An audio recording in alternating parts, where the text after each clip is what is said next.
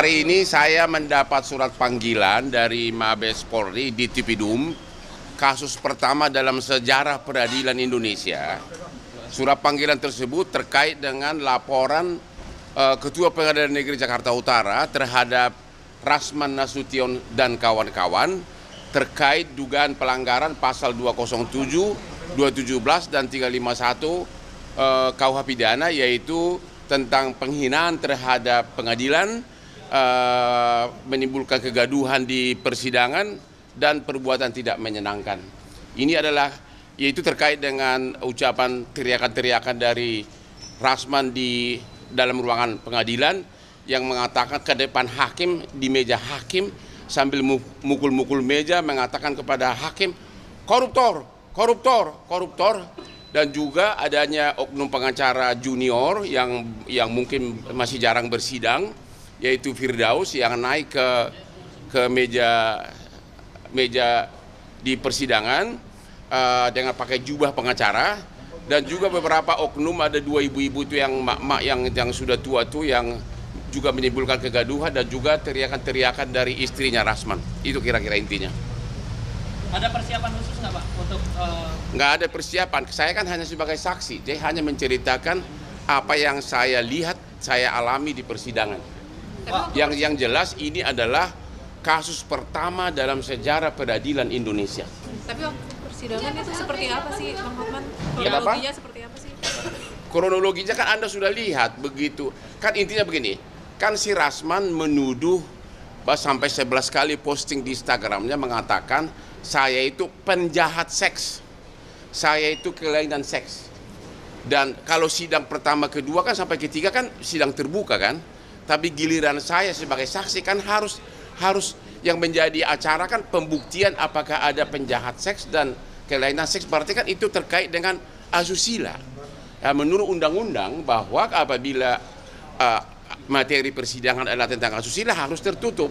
Begitu hakim mengetok bahwa itu tertutup, dia marah-marah karena dia sudah bawa begitu banyak TikTok dan sebagainya. Dia mungkin mau pansos, mau fashion show di persidangan, padahal gue jauh lebih ganteng kan. Wah, hari ini kan dia menghadap sama MA Bang terkait dengan pembekuan. Saya nggak yakin, saya merasa kurang yakin dia bisa diterima. Bagaimana perasaan seorang pimpinan Mahkamah Agung yang anak buahnya, hakim di bawahnya diteriakin di persidangan, koruptor, koruptor, dan itu di persidangan dan diketok-ketok mejanya. Jadi dia sudah sadar bahwa sudah berakhir karir dia, karena ada dua hal yang paling penting. Selama itu masih dibekukan, maka semua surat kuasa maupun pembelaan dari Rasman dan Firdaus yang dibuat sejak tanggal pembekuan kepada klien manapun batal demi hukum karena dibuat oleh orang yang tidak berwenang. Tentu kedua, masyarakat tentu akan pasti menjauh, akan memakai pengacara. Orang memakai pengacara kan untuk menang, untuk membela diri, bukan untuk kalah. Kira-kira begitu.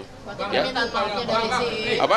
Permintaan maaf dari Rasman itu juga mengganggu itu ya? Apa? Permintaan maaf dari MA, permintaan maaf dari Rasman tidak mengurangi. Bagaimana bisa permintaan maaf marwah pengadilan sudah begitu dihina begitu? Ya biarkanlah proses hukum berjalan. Jadi Rasman akan menghadapi tiga hal. Satu, sebagai terdakwa atas laporan yang saya buat, ya.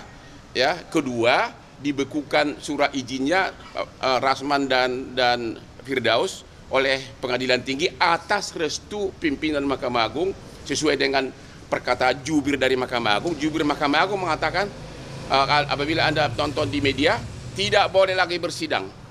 Yang ketiga, ada laporan polisi dari Ketua Pengadilan Negeri yang juga pidana, dan ini sangat cepat atensinya. Saya yakin dalam waktu dekat Rasman dan Firdaus dan kawan-kawan akan jadi tersangka. Jadi ada tiga malapetaka yang mereka hadapi. Pak, ada pesan khusus untuk Rasman dan teman-teman? Pesan khusus Pak Rasman agar tobat, kalau mau sukses seperti Hotman Paris, jangan nyinyir, jangan senggol orang, tapi berkaryalah seperti Hotman Paris yang kerja dari jam 3 subuh sampai malam, akhirnya mewakili ribuan para naga. Bang, itu di Rasman, soal hakim gimana Bang? Kalau soal hakim bukan urusan saya. Udah? Saya Nitya Anissa, saksikan program-program Kompas TV melalui siaran digital, pay TV, dan media streaming lainnya. Kompas TV, independen, terpercaya.